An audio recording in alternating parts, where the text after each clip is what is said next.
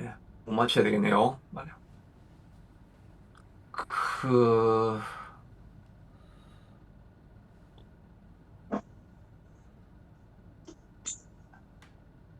앞에서는 러셀이 1914년도에 예수님이 했고, 그 다음에, 러셀은 그 예언하고 나서 몇 년 못 살고 죽은 것 같습니다. 그리고 나서 그 다음에 이제, 후계자로 온 사람이 러더포드, 러더포드의 중앙집권과 명칭 채택을 했는데, 그, 러셀이, 테이저 러셀이 죽고 나서 러더포드가 공식 회장이 선출되어 가지고 강력한 중앙 집권 체제로 개편을 하게 됩니다. 31년 내 여호와의 정인이라는 명칭을 공식 채택하여 이 사람 러더포드로부터 여호와의 정인이 나오게 됩니다. 그리고 전도 출판 방송을 통한 대중 선교에 강화하였고 러더포드는 십자가를 우상으로 간주하고 기둥 달리신 예수를 강조했습니다. 정치적 중립과 세속 어, 정부 불복종을 선택하게 됩니다. 그래서 여기서는 우리 십자가는 크로스인데 이 사람은 그 말뚝, 스테이크, 말뚝에 박혔다고 십자가를 우리가 우상화하는 것 같아. 십자가를 우상화하지 못하도록 그걸 그냥 스테이크라고 해서 말뚝으로 이렇게 표현을 하게 됩니다. 그리고 아주 권위적인 체계로 발전했는데 왜냐하면 아까 1914년도 이후에 그 그 하나님의 나라의 통치, 왕국의 통치가 시작이 되었다. 그렇게 하니까 예수님의 계시를 받은 자기가 이제 통치하는 말이 예수님의 말을 대신한다. 이런 생각을 하게 되니까 아주 권위적으로 자기 하는 말을 다 따라야 됩니다. 따르지 않으면 그냥 출교를 시키는 거죠. 그 교리적 불일치나 비판하면 이제 배교. 어, 그래서 왕국 선포자라는 개념을 도입해서 정기적으로 문수전도에 참여해야 한다고 가르쳤고 충성되고 슬기로운 종의 교리를 통해 지도부의 영적 권위를 절대화하게 됩니다. 그래서 여호와의 증인이 계속해서 다니면서 이제 그거 뭐 나눠주고 이렇게 하는 거 있죠. 파수대 이거 계속 나눠주고 하는 이런 게 문서전도에 정기적으로 참여하는 게 자기들의 그 성도의 사명 중에 하나로 이렇게 생각을 하고 있는 거죠. 그 다음에 러드포드 다음에 이제 1942년부터 75년 사이에는 크노 프란츠 시대와 교리적 어, 노는 행정가로도 조직 체계를 하여 조직을 체계화했고 길라 성서 바이블 스쿨을 설립하고 선교사 교육 제도했고 프란츠는 조직의 신학적인 두뇌로서 신세계역의 번역과 교리적 해석을 주도했습니다. 이 사람들 성경을 인정하는데 자기들만 해석한 그 성경을 받아들이는 거죠. New World Translation. 그러니까 성경 번역본 볼 때 New World Translation은 보고 우리가 조심해야 되겠죠. 이게 저도 이렇게 몰랐는데 뭐 이게 우리 번역본 여러 개 보면 그 안에 New World Translation도 뭐 있었던 것 같아요. 이 New World Translation 같은 경우는 앞에 요한복음 1장 1절에 태초에 말씀이 계시니라 말씀이 하나님과 함께 계셨다 이렇게 할 때 God, the Logos was with God이라고 할 때 그 God을 그 대문자 God이 아니고 소문자 God 이렇게 그렇게 번역이 되어 있죠. 그러니까 예수님이 여러 영들과 함께 같이 있었다 이렇게 해석하는 거죠.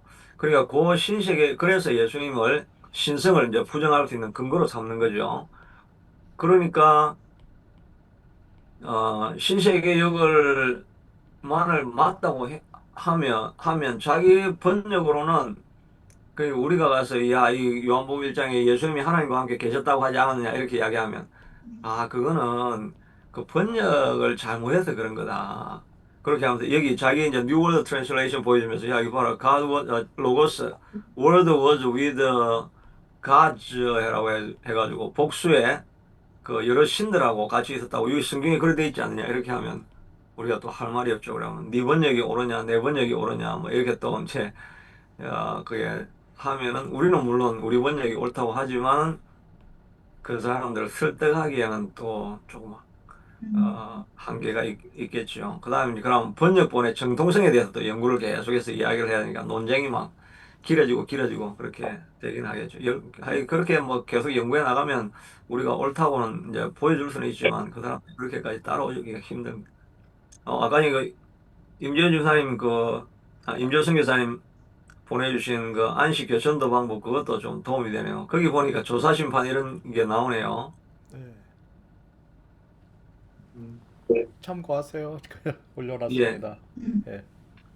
저는 하여튼 조사심판이라는 말은 나는 이게 연구하면서 처음 알았는데 이미 많은 분들이 조사심판 이야기를 알고 있었는가 보네. 아니요, 이 시간 동안 아, 배워서 그리고 알았어요. 예.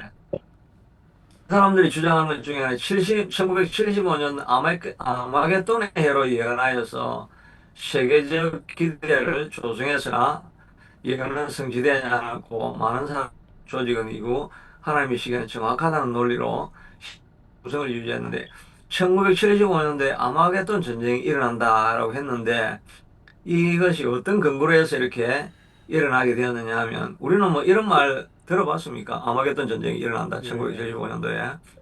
아마겟돈 전쟁 이야기는 우리가 좀 들어봤는데 이 여호와의 증인이 이렇게 아마겟돈 전쟁 이야기를 했다는 거는 저는 정확하게 기억을 못 하겠습니다. 근데 이 사람들 논리가 이겁니다. 논리 이것도 또 똑같은 건데 성경을 이런 걸 이제 이해하러 들어보면 우리가 뭐 여호와의 증인이 이단이다 뭐 아무리 이야기해도 그게 설득력이 좀 없어질 수가 있는데 이렇게 성경 해석하는 거 보면 이거는 진짜 아니지 하는 그런 생각이 75년도에 아마겟돈 전쟁이 일어나느냐 하면은 1960년대부터 월체타워 협회한 1975년 인류 역사상 가장 중요한 해가 될 것이다.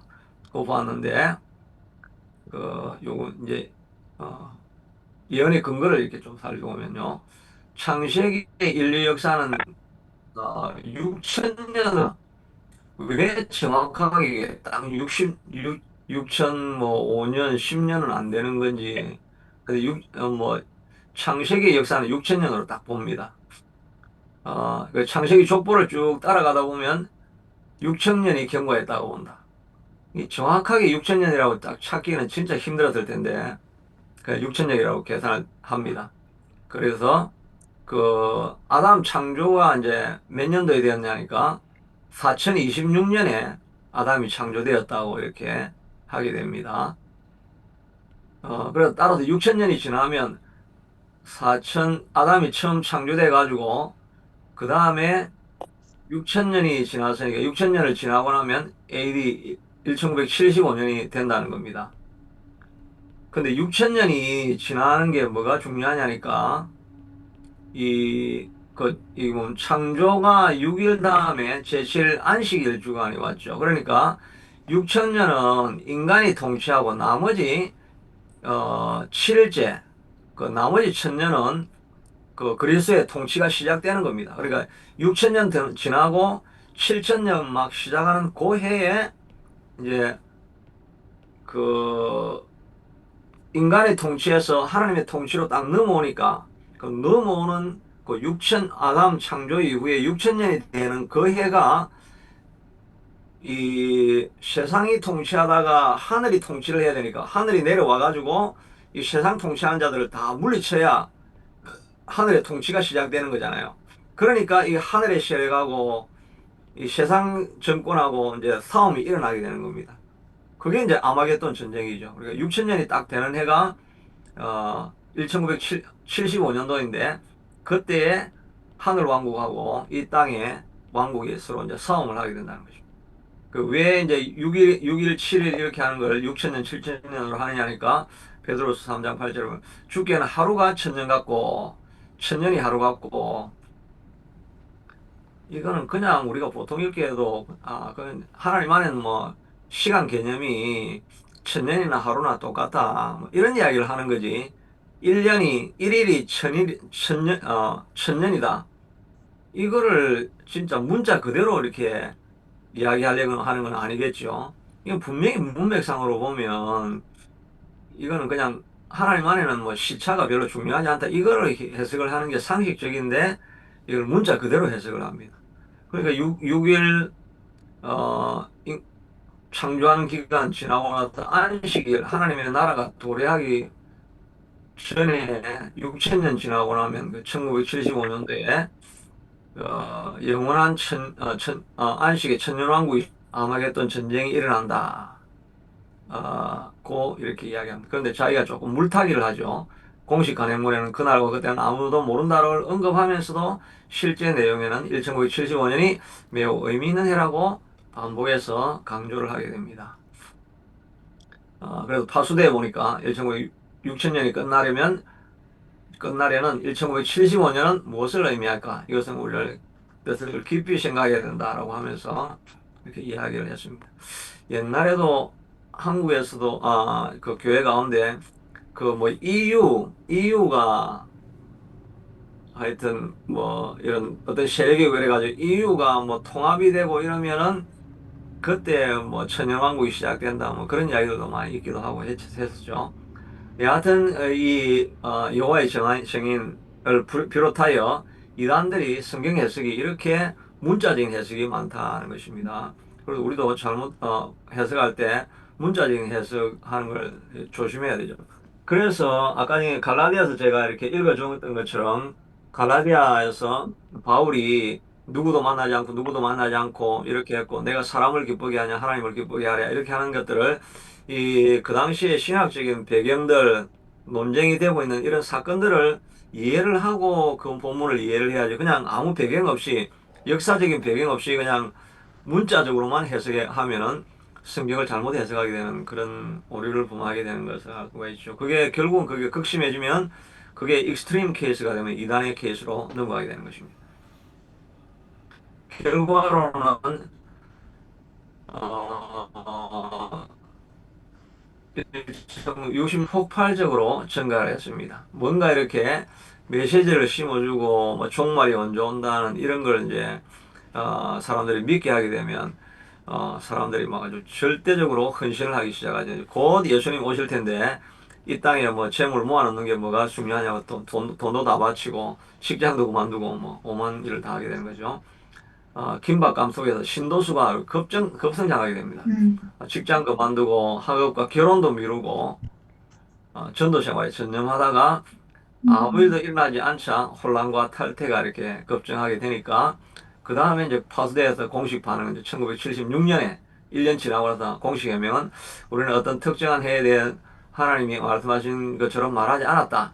그러나 몇몇 형제들이 너무 많은 기대를 한 것은 사실이다. 그래서 앞에 파수대 말에서는 그렇겠죠. 1975년도가 아주 의미 있는 날이 될 것이다. 뭐 그런 정도로만 자기는 이야기했다는 거죠. 하여튼 근데 소문은 뭐 아마겟돈으로 번져나가고 그 조직이 잘못이 아니고 신도들의 오해였다.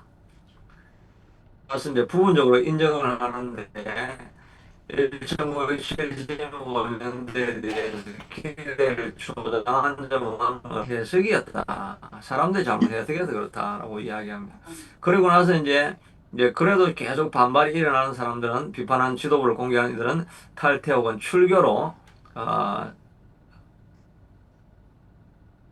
대응하게 됩니다. 그리고 나서 이제 1975년 이후에 날짜 계산에서 점진적인 성취와 영적 각성으로 전환했다. 세대의 끝을 강조하며 종말 시점을 계속 유동적으로 이야기합니다. 그래서 좀 브로드하게 세대의 끝에 왔다. 제너레이션의 이런 끝이지 어떤 특정한 날짜는 아니다라고 교리를 해석을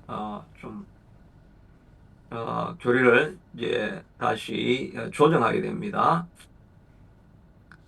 그래서 오늘 요거는 이제 그냥 넘어가면 되겠고 그 다음에 이제 앞에서 아까 전에 러더포드가 나와가지고 1975년도 그 아마겟돈 전쟁이 있다. 그거에 대한 내용이었고요. 그 다음에 1976년도 이후에는 가버닝 보디 체제, 이어란데, 시스템인데, 지금까지는 아까 전에 맨 처음에 그 테일러 러셀, 그 다음에 러더포드, 그 다음에 또 뭐 프랜스, 이렇게 지도자들이 몇 명 있었죠. 이제는 지금 이제 가버닝 바디가 지금처럼 우리처럼 뭐 장로회, 단회 이렇게 해가지고 이런 그룹으로 이제 통치를 하게 됩니다. 그래서 무슨 문제가 일어나면 그룹이 모여가지고 대화해서 거기서 결과를 만들어내게 되죠. 현재는 약 870명, 870만 20개, 240개 이상 지역 왕국회관을 운영하고 있습니다. 그래서 이 이단은 삼위일체를 부정하고 예수의 신성을 왜곡하고 행위 중심적 구원론, 피수열 거부 등의 교리를 주장하고 있는데 왜 피수열 거부를 하고 있는지 하는 건 뒤에서 잠깐 살펴볼 수 있습니다. 그래서 우리 주요 교리 중에 1874년 영적 재림설, 1914년에 통치 시작설, 원래 1914년에 재림이 있다고 이렇게 했죠. 그거는 사용된 본문을 우리가 이렇게 살펴본 것처럼 뭐 일곱 대가 지나니라 뭐 아니면 1261 요한계시록 이걸 다 문자로 한 겁니다. 이런 내용들을 우리가 앞에서 살펴봤고 그다음에 그 신론에 대해서는 여호와 한 분만이 하나님이다라고 해서 다니엘 신론을 주장합니다. 이스라엘아 들으라 여호와는 오직 하나이시니 라고 이야기했고 또 요한복음 14장 28절에는 아버지는 나보다 크시니라고 이렇게 이야기했으니까 그러니까 아버지하고 아들 예수는 서로 격이 다르다 이렇게 이야기를 하는 거죠. 근데 아버지는 나보다 크시니라 이 말은 예수님이 어떤 본체가 다르다 이런 내용보다는 나는 그 순종하는 아들로서 하나님이 아버지가 하시는 이야기를 그대로 듣고 행한다. 이렇게 하는 뭐 어떤 역할적인 하위 개념 이런 걸 이야기하고 있는 거지. 본질적으로는 아버지와 나는 하나라고 그렇게 다른 본문에서 이야기하고 있죠. 그런데 하여튼 이 본문에서는 아버지는 나보다 크다라고 하는 이 본문을 그 기능적인 명과는 본체적인 존재론적인 어떤 의미로 이렇게 이해를 하고 그는 보이지 않는 하나님의 형상의 모든 피조물보다 먼저 나신 이시니라 이렇게 먼저 나셨다고 했으니까 이것도 자기가 해석을 여기 봐라 이 피조물보다 먼저 태어난 피조물이다 이렇게 요 부분을 또 해석을 하는 거죠. 근데 다른 본문에 보면 예수님이 하나님과 함께 계셨다라고 이렇게 다른 본문이 있죠. 이게 상충되는 여러 가지 본문들이 있을 때는 다른 본문들을 비교를 하면서 그 안에서 이게 조화되어지게 이렇게 해석을 해야 되는데 그냥 한 본문만 이렇게 해석을 해가지고 하나님은 한 분밖에 없고 예수님은 피조물이다 이렇게 해석을 하게 되는 거죠.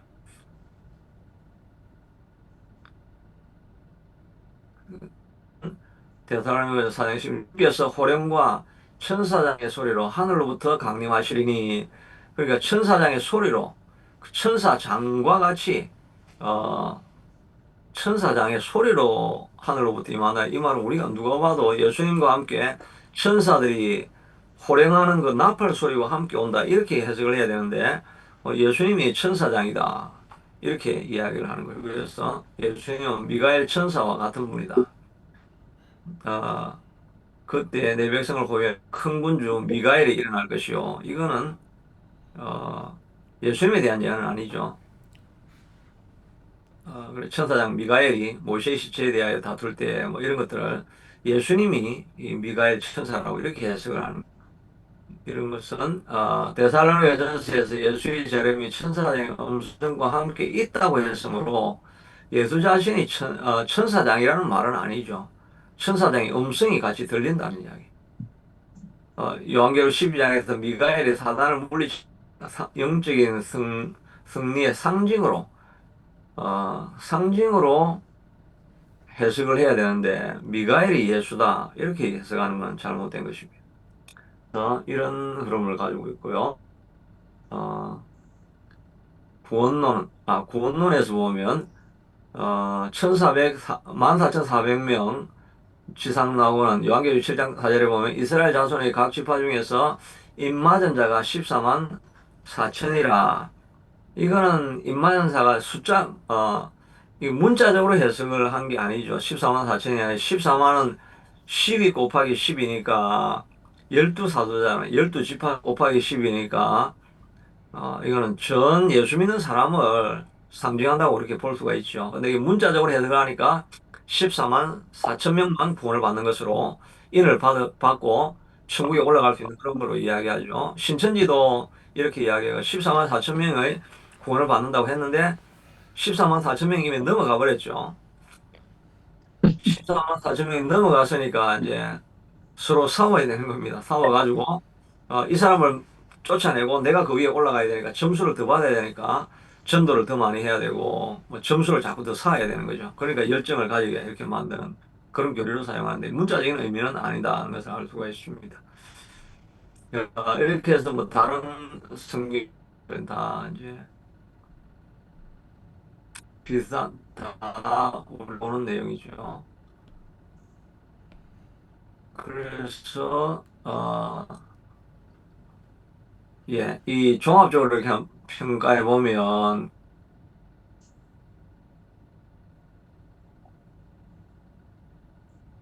이걸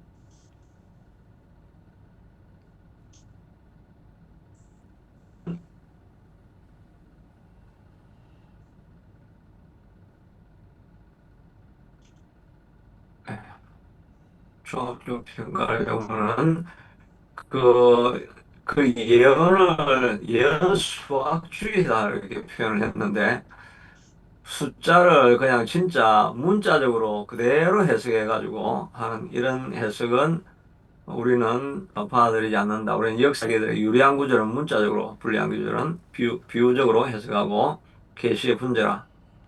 구약과 신약, 하늘과 땅 이렇게 다 이분법적으로 나누어서 하고 있고 번역의 교리와 교리를 정하고 성경을 그 교리에 맞게 번역한다. 교리를 먼저 정해놓고 그 다음에 성경을 거기에 맞게 번역을 하는 거죠. 그리고 해석권이 오직 다수대 협회에만 어, 해석을 할 수 있다. 그 개인 성경 해석은 불가하다. 이건 옛날에 뭐 카톨릭도 비슷하게 이렇게 했었죠. 그래서 이런 모든 특징들을 통해 가지고 하여튼 그 삼위일체 신론에서 이단이고 그 다음에 기독론에서 예수님 신성을 인정하지 않아서 이단이고, 그 다음에 구원론에서는 착한 행위를 통해서 구원을 얻는다는 그런 행위 구원론이 들어가고, 그 다음에 뭐 다른 거는 이제 성경 해석이 너무나 비상식적인 성경 해석, 이런 걸 하는 걸 통해서 여호와의 정의는 이제 이거는 그 이단인데, 그럼 우리가 어떻게 대응을 해야 되느냐.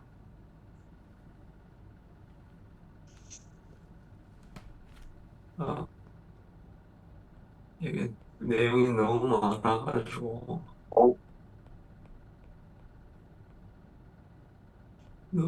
그래서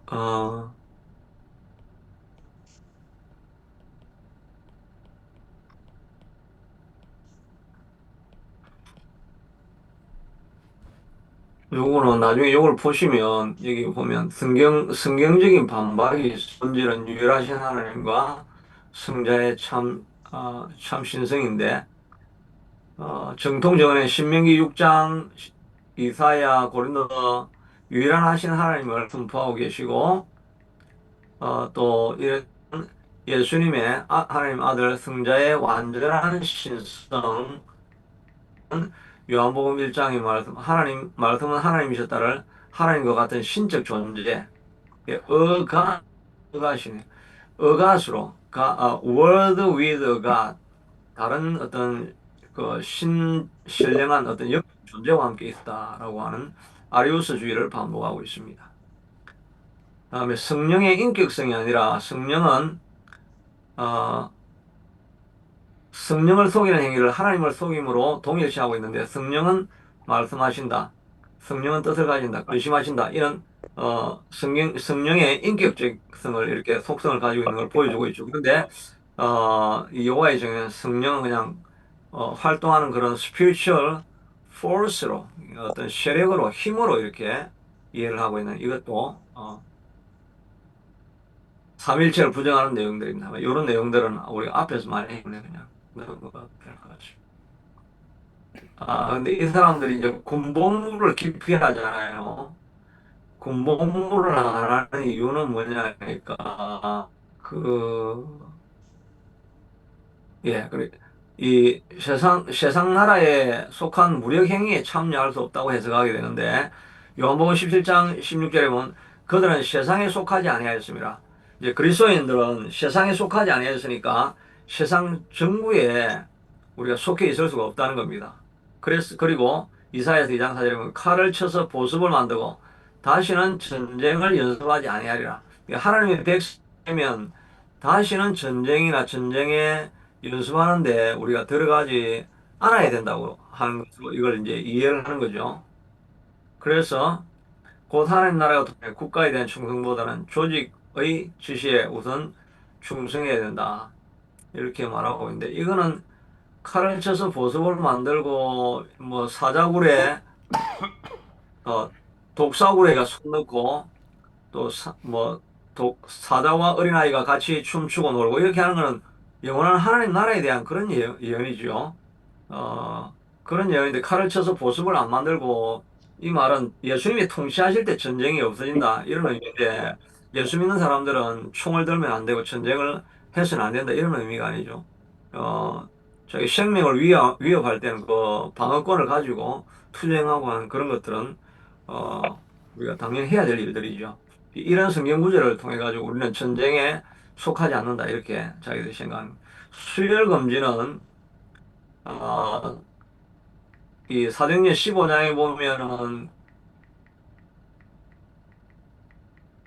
유대인들이 올라와 가지고 예수 믿고 또 모세의 율법을 지켜야 된다는 이런 이야기가 있으니까 바울하고 그 바나바가 예루살렘으로 내려가 가지고 사도들하고 첫 공식 회의를 하죠. 첫 공식 회의를 할 때 저 사람들에게 우리도 지키지 못하는 율법의 짐을 지우지 말고 다만 목졸라 죽인 것과 뭐 피를 먹는 것 이런 것들 금하라 이런 이야기가 있죠.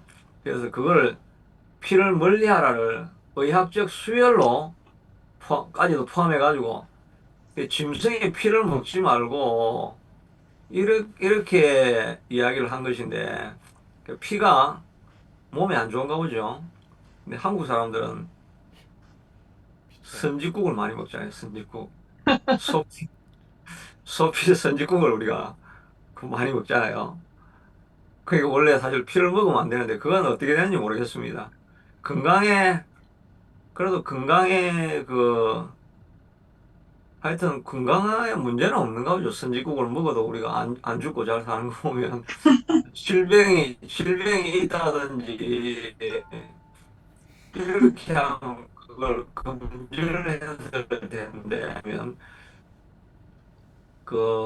하여튼 근데 우리가 피를 그래서 도살하고 난 이후에 피를 우리가 항상 빼잖아요. 그래서 우리도 고기 사오면 물에 담가가지고 피를 좀 많이 빼고 우리가 요리를 해 먹죠.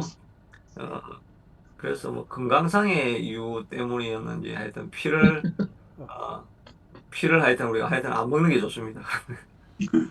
근데 100%안 먹을 수는 없는 거잖아요. 짐승 안에 피가 있는데. 근데 이거는 수혈 금지로 이렇게까지 확장해서 해석할 필요가 없는데, 하여튼 이단의 하여튼 이 특징이 성경을 하여튼 문자적으로 해석을 하게 생기고, 그리고 그걸 해석한 사람들이 특별한 해석권을 자기만 가지고 있다고 하니까, 자기한테 맞는 거를 이제 교리에 맞도록 성경을 해석을 하고 이렇게 해서 하는 그런 비슷한 이런 역할들을 보게 되죠.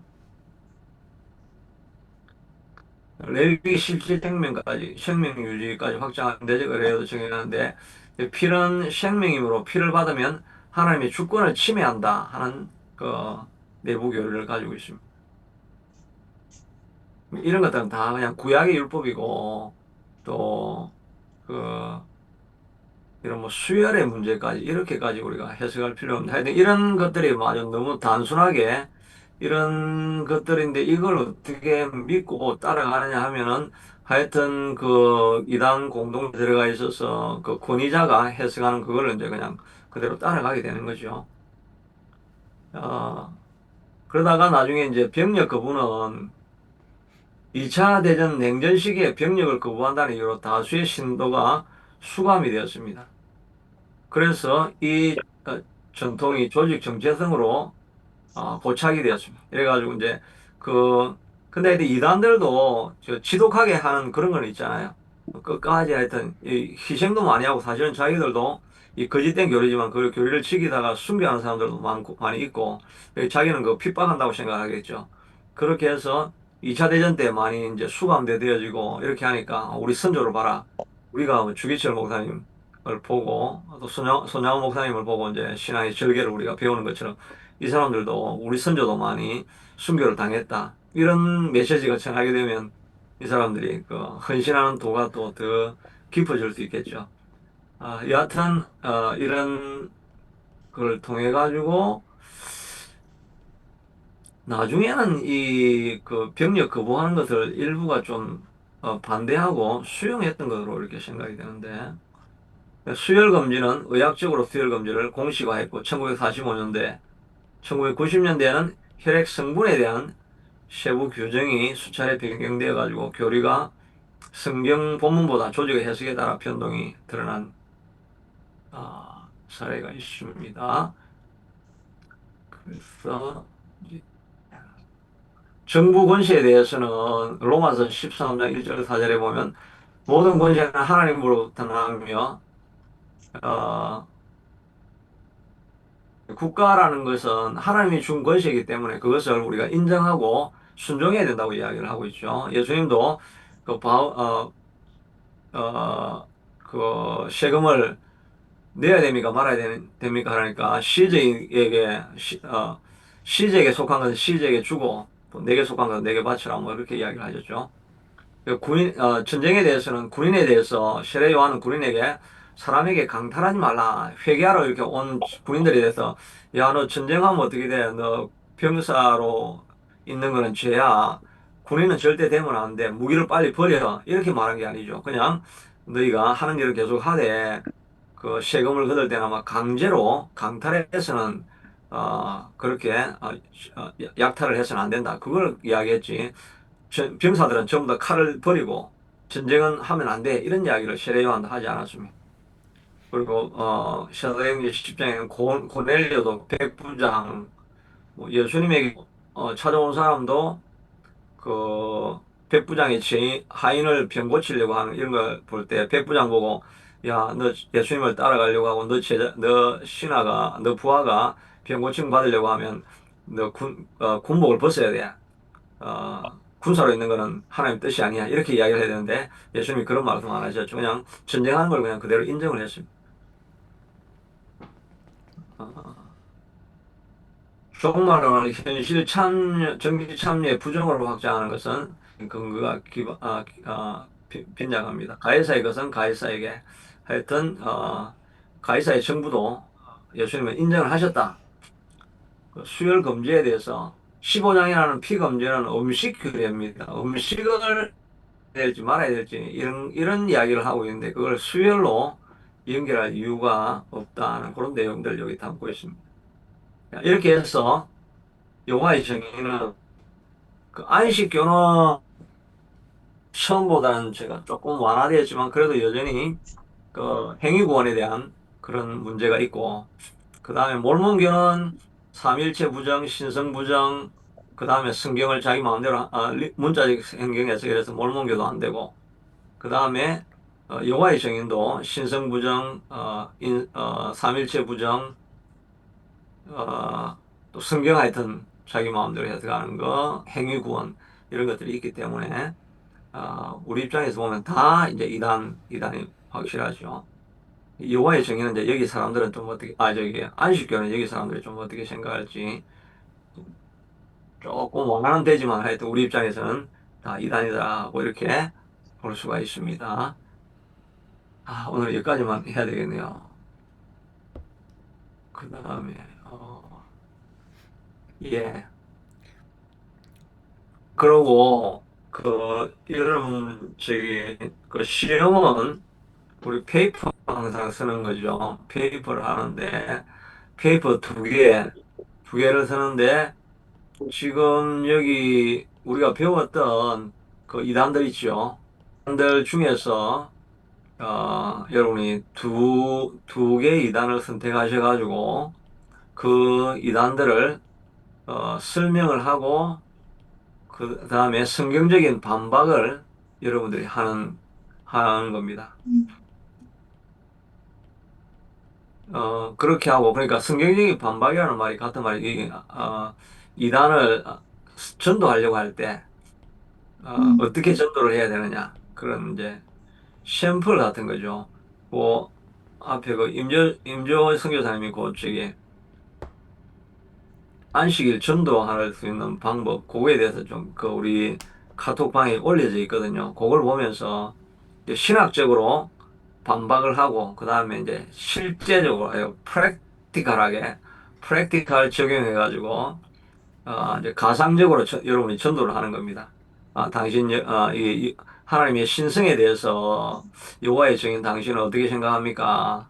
그렇게 하면 예수님은 피조물 중에 하나다. 그렇게 생각을 하시고 있는데 제가 성경을 보여드리겠습니다. 성경이 요한복음 1장에 보면 이 예수님은 하나님과 함께 계셨다고 나와 있지 않습니까? 이때 하나님은 그냥 신이 아니고 진짜 하나님입니다. 하나님과 함께 계셨다. 이렇게 우리가 해석을 해야 되지 않겠습니까? 뭐 이렇게 이제 샘플로 여러분이 전도하는 내용을 이렇게 써서 음, 분량은 네장씩 하겠습니다. 네장씩. 그 8장을 하셔야 되는 거죠. 분량을 8장으로 이렇게 해서 어, 예, 6장으로 해서 8장 8면인가요? 6장이요? 8페이지인가요? 8장. 4장 해가지고, 8장으로 해가지고, 배운 이단들에 대해서 그렇게 하시고요. 그러니까 다음 주하고 제가 8면을 다음 주는 말씀하는 바로 거죠. 8면. 8페이지. 8면인데, 그거를 A4 싱글 스페이스 그래야 됩니다. 뭐, 8페이지를 해가지고 간격을 엄청나게 넓혀버리면 글자 크기는 어떻게 짧아지니까. 할까요? 글자 크기. 글자 크기는 보통 우리가 폰트가 11 폰트 아닙니까? 10입니까? 11입니까? 보통 우리 쓰는 거. 11, 11 포인트. 11이 아마 맞을 거예요. 11, 워드에 11 그거 폰트로 해가지고.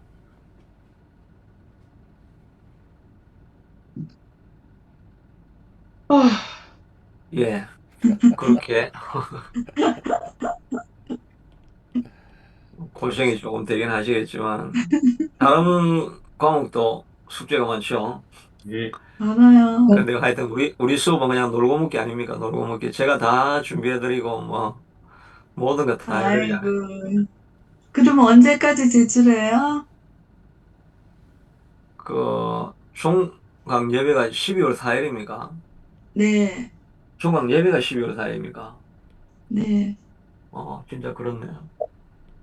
총각 예배 끝나고 나서 한 주 뒤에 하면 되겠네요. 11일까지. 12월 11일까지.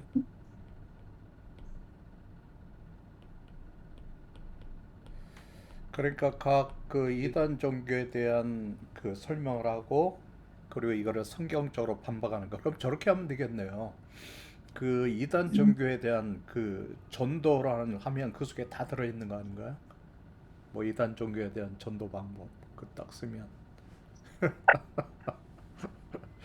그럴 것 같은데. 하여튼 자료를 다 모아가지고 그냥 카피해가 페이스트하고 이렇게 하시는 말고 자료를 다 읽어가지고 자료를 종합해가지고 어떻게 할 건데 진짜 아까 전에 안식교에 대해서 그 임재승 교사가 그걸 이미 그걸 샘플을 보내줘가지고 그거 보고 이제 따라해야 되겠네. 예, 안식교는 그리고 여호와 증인 그것도 올려놨어요. 여호와 증인들 전도하는 방법. 다 올려. 예, 저 한글 버전하고 영문 버전으로 올려놨으니까 보통 외국 사람이 많으니까 이거 활용해서 하시면 될 것 같아요. 예. 그러니까 음, 이게 이제 여러분이 하나는 그런 몰몬 여호와의 증인 어, 안식교 그거 중에 하나를 하고 나머지 하나는 지금까지 앞에서 했던 그 초기 교회 내지는 했던 중세 거기 있었던 이단들 그 이단들 중에 하나를 선택해 가지고 하나는 이제 최근에 그 요거를 하시고 또 하나는 다음 주에는 이제 한국에 일어나는 그 이제 이단들 하니까 그 이단들 중에서 하나를 하셔도 되고 그렇게. 음, 요즘은 하여튼 AI도 있고 이게 뭐 구글도 다 있고 이래가지고 여러분 그 그냥 카피해가지고 페이스트 하시지 마시고 이제 그거를 자기 말로 바꾸어가지고 자료는 네, 그렇게 모으시고 자기 말로 바꾸어가지고 네. 그렇게 해서 이렇게 그런데 그거 하시고 AI 또 이용할 때 음, 한 가지 제가 팁을 드리면 자기 본인이 가지고 있는 지식이 많잖아요. 많으면 그 내용을 쓰고 AI한테 요구를 하면 더 자세하고 더 진지한 것들을 보여줘요. 혹시 사무실에 네, 계시다면 그러니까 아무것도 모르고 무작정 해달라 그러면 그냥 단편적인 지식만 전달하는데 내가 이 종교가 이렇고 이렇게 이렇게 그러니까 자세하게 설명하고 나서 이거에 대한 것을 구체적으로 정리를 해달라고 부탁을 하면 싹 정리를 해줘요. 참고적으로 꿀팁이네. 보세요. 예. 그렇게 되면 저는 솔직히 뭐냐면 AI를 해놓고 공부가 많이 돼요. 어떤 때는. 어차피 제가 실제적으로 그 매주 토요일마다 나가서 전도를 하면 전도할 때 이거 가지고 많이 활용을 하거든요. 예.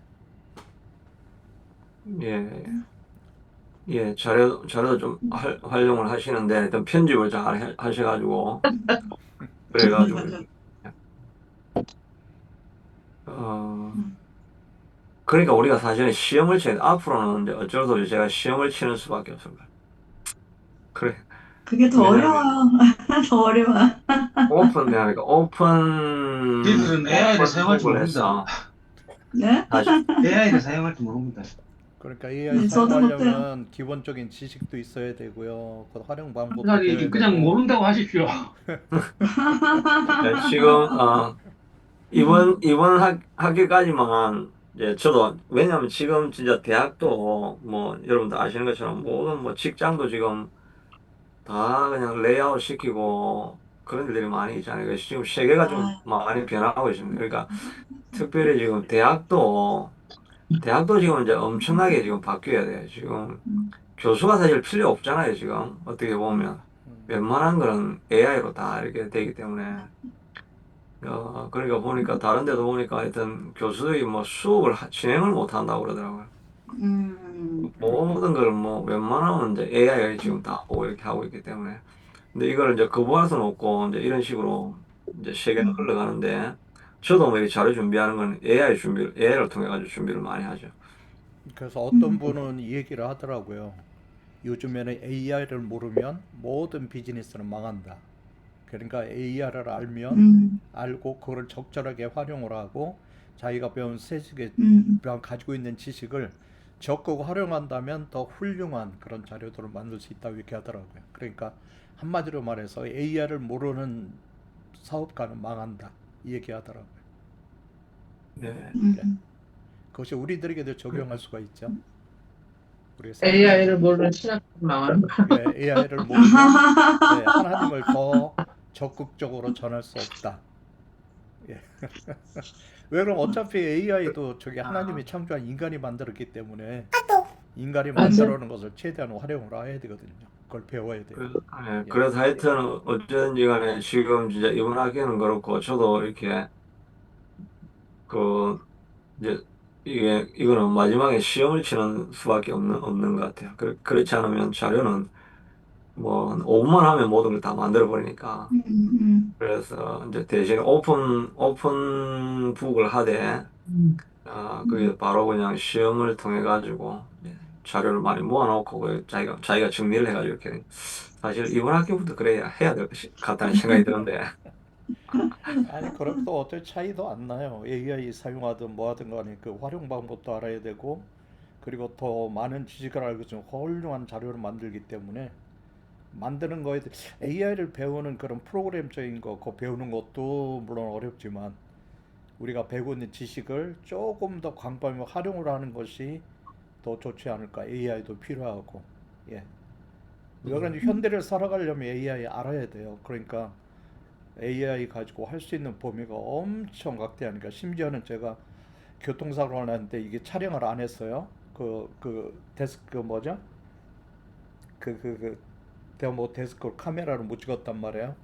그럼 그 내용을 블랙박스. 서술을 해서 쭉 써가지고 이거에 대한 영상을 그때 상황에 맞게 어떻게 만들어 주세요. 그러면 즉각 이미지하고 영상을 만들어줘요. 못 찾더라도. 음. 심지어는 그 데스크 그 카메라에 날짜까지 시간까지 명확하게 써가지고. 그러니까 이 AI 특징이 뭐냐면 내가 예전에 자료 부탁했던 내용까지 총 종합해가지고 나에 대한 사람을 잘 아는 거야. AI가. 내가 무엇을 요구하는지 어떤 방향으로 해주길 바라는지. 그래가지고 딱 할 때마다 아, 선교사님 알겠습니다. 자, 자료 활용하겠습니다. 잠깐만 기다려주세요. 쫙. 그러니까 요즘 그런 시대거든요. 그러니까 AI하고 친해두면 훨씬 더 풍부한 자료들을 자기가 만들 수가 있어요. 이상입니다. 예. 하여튼, 예, 이제 진짜 우리 신학생들도 그런 거 알기는 알아야 돼. 알고, 또 신학교도 좀 변화돼야 되고, 예, 하여튼, 대학교도 지금 이제 뭔가 새로운 길을 또 이제 찾아야 지금, 되는데, 이제 그러니까 교수도 많이 이제 자꾸 발전해, AI를 활용해서, AI를 같이 활용하는 학생들과 함께, 수업하는 그런 걸 좀, 이제, 방식을 찾아야 돼요. 제가 찾은 것 중에 하나는, 이제 시험을 쳐야 된다. 다시 옛날로 돌아가. 그런데 이제 가장 중요한 거 우리들이 잊어먹지 말아야 될 거는 무엇보다도 하나님 말씀 중심으로 살아야 됩니다. 하나님 말씀을 잃어버린 세대에게 하나님 말씀을 복원시켜야 된다는 그런 사명감을 가지고 있어요. 반드시 하나님 말씀이 먼저이고 그 다음에 후차적인 것들은 하나님의 말씀 안에서 찾을 수 있고 하나님의 성령 안에서 성령은 말씀이니까 성령의 말씀 안에서 될 수 있도록 그 성경을 다시 복원시키는 것이 교회 부흥이고 그 다음에 사람들이 여러 가지 문제가 있는 것들을 교회 안에서 찾을 수 있는 가장 뿌리가 바로 말씀이라고 생각을 합니다. 말씀을 잃어버리면 다 잃어버립니다. 네, 이상입니다.